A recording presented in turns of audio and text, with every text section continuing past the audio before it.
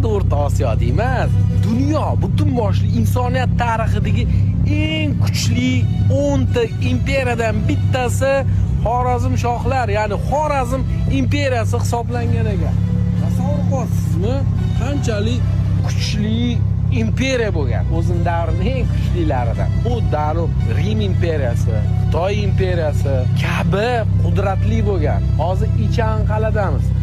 Menimcha yer yuzidagi hozirgi kundagi o'sha tarixiy ko'rinishni saqlab qolgan va bir joyda eng ko'p o'sha tarixiy me'moriy yodgorliklar bor joy mana shu Ichan qal'a hisoblanadi.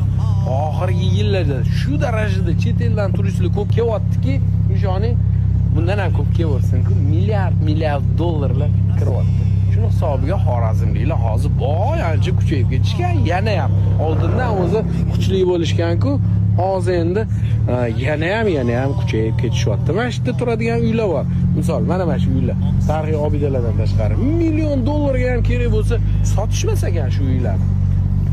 Voydod. Salomat. Xullas, Xorazmga kelib, maza qilib, yana ham bir o'zimiz ko'zimiz bilan ko'rib ketyapmiz.